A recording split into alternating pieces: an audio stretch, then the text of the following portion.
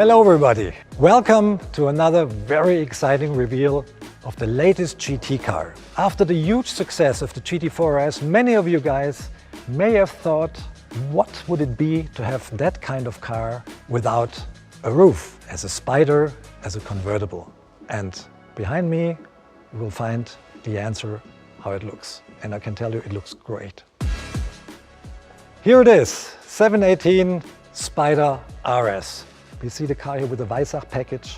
It's a GT4 RS without a roof, but it's a lot more than just a normal coupe with a chopped off roof. It is way more. There's so much technology in this car. There's so many modifications. I think it's the best open air festival a GT car can offer. And we're very proud to be able to present that car right now. So now let's take a look at the car. Beginning at the front, it resembles a GT4 RS pretty much. There's lots of similar parts, but if we start from down below, we see here, for aerodynamical reasons, we have a different front wing, which is a little bit shorter, to get the car into an aerodynamical balance, because we're lacking a big spoiler. So we have to bring the car back into balance. We're doing this with a different front lip, with lots of different underbody modifications, which gives us the right amount of downforce on the car that is perfectly in balance with the rear. If we look at the car here, we have carbon fiber parts everywhere. The hood is carbon fiber, the front fenders are carbon fiber. We have these big nostrils here to get air out of the wheel wells. The wind frame is narrower than on a GT4 RS, Spyder-like, to give it a low profile. You sit deep into the car. What definitely stands out at first sight is the intake system of the car, which is located here on both sides, very near to the co-driver's and driver's head, very near to its ears, making a wonderful induction noise music almost. We call it our music boxes here. All the air that is entering through this system here reaches the engine, which is a flat 6, 4-liter, 9,000 RPM and 500 horsepower engine. Exactly the same engine that we have in the GT4 RS, in the GT3 and in the GT3 Cup race car. And if we proceed to the backside of the car, we see this beautiful ducktail here. Everybody loves ducktails, so do we. Although this is almost a swan tail. It's really huge and it's necessary to keep the balance of the car in cooperation with the modifications we did to the front. We could achieve a zero lift situation even on an open car. Normally, an open car always has a lot of lift at speed. This one hasn't. This is perfectly neutral. A point that stands out for me, and an open car is even lighter than its coupe sibling.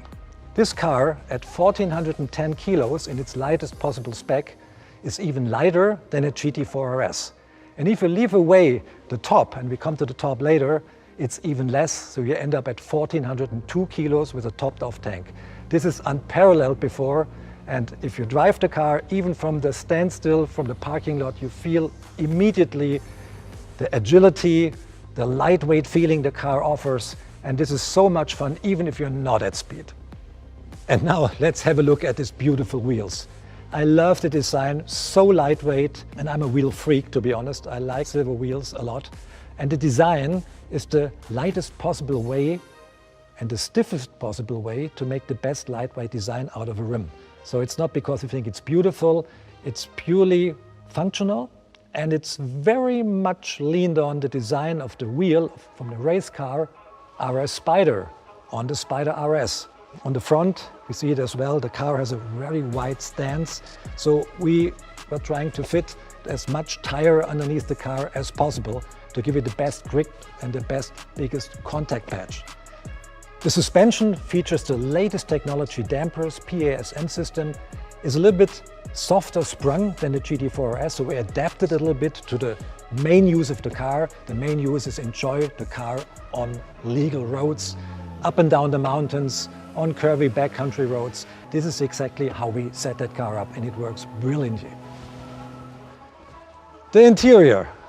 Race bucket seats come standard. The inserts are either red or Arctic grey. We see the red version here, which was very hot, to this more cool exterior color. Very good match.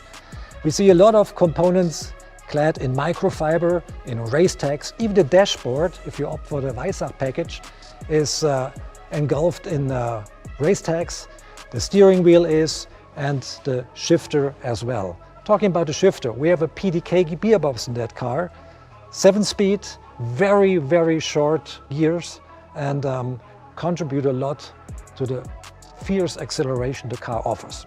The car here is a little bit the luxury version because it features a radio, so you can opt for a radio delete as well, saving another 6 kilos of the car, if you rather listen to the music that is produced by these loudspeakers.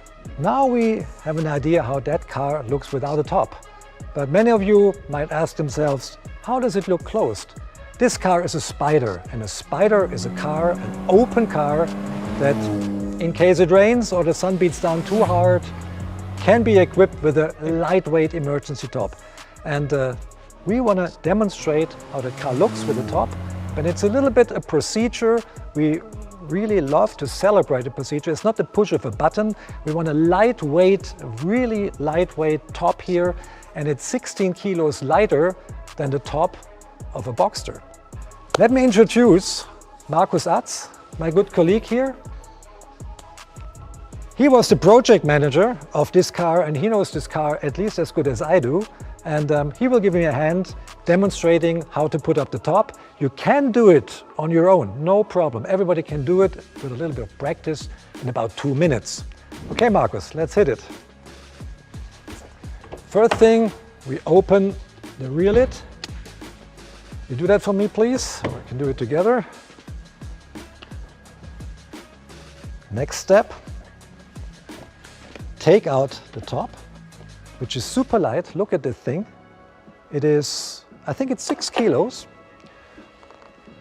We can attach it here to the window frame, and everything is manual here. No electrical gizmos. Front part attached, that was step 1. Step 2 is unfold the canvas. Attach it. We see these cables here. That is step 3. Ensure there's enough tension in the cables. So we hook them up on both sides. Then we close. Step 4. The lid. We're almost done. We pull that little thingy here to get out the sled here. Attach the back end and just apply some pressure, clicking in.